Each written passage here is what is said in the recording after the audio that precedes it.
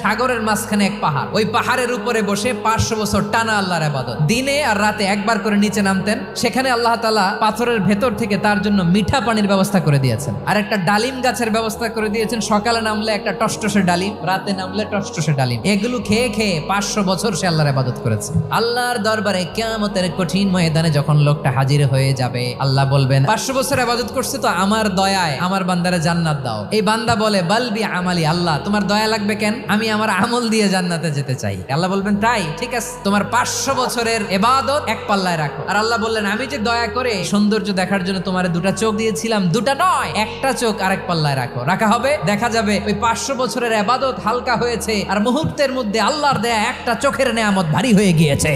ফলাফল দেখো, হিসাব বলে তুমি এখন জাহান্নামে যাবা, যাও এবার জাহান্নামে যাও। এবার লোকটা কাচুমাচু করে বলে আল্লাহ এবার আমি বুঝতে পেরেছি তোমার দয়া ছাড়া দুনিয়ায় কেউ জান্নাতে যেতে পারবে না।